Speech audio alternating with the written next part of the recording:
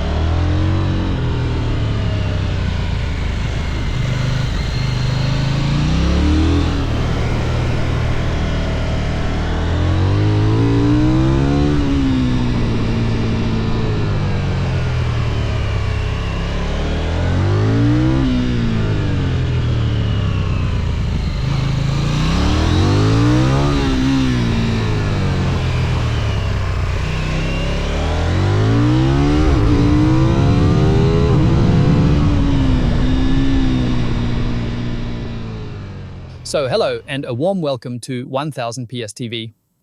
I'm sweating like a donkey here, but that's not the KTM's fault. It handed me that cornering speed on a silver platter without ever putting me under real pressure.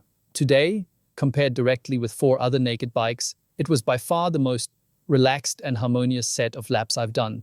And that honestly was the surprise of the day for me, because the KTM 990 Duke in the model year 2025 comes across as such a radical machine. But one thing at a time. Welcome to Bad Fischau. Welcome to the 1000 PS best lap measurements. This is pretty much our living room. I've already ridden over 120 motorbikes here, still without a single crash so far. And today wasn't going to be any different because all the naked bikes are fitted with Bridgestone S23 tires. We've got identical test conditions for all the bikes in this series. The grip's good, the temperature's perfect, so everything should go smoothly. I think the regulars know the drill by now, the subscribers too. Every couple of months, we head down here to Bad Fischau to the supermoto track. Then we simply take whichever bikes are sitting in the 1000 PS courtyard at that moment. Right now, that's the naked bikes. So it's time for the big naked bike comparison test. I always do 10 laps. We record the times, put them into the big table that's shown at the end of the video, and then we see roughly where the bike ranks. This track here is designed to perfectly simulate the Stelvio Pass, minus the elevation, of course. But in terms of tight radii and quick direction changes, it's like a demanding alpine pass.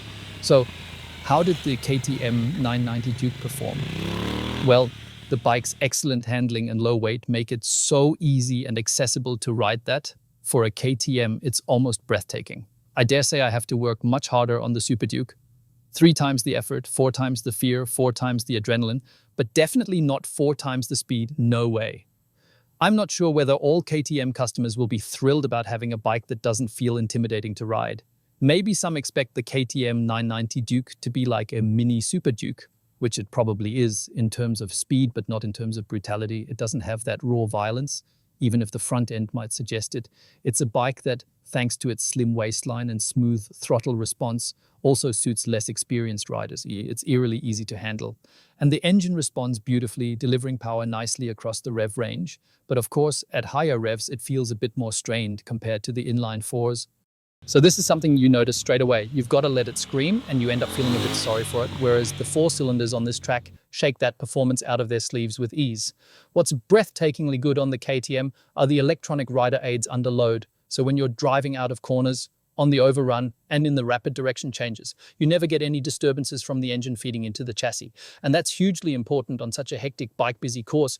We've got an incredibly laborious switchback over there where you have to go completely from right to completely left. And that's very, very difficult if the bike doesn't have perfect throttle response, if the engine braking isn't exactly on point, and all this basic ABC of interaction, engine, throttle, electronics.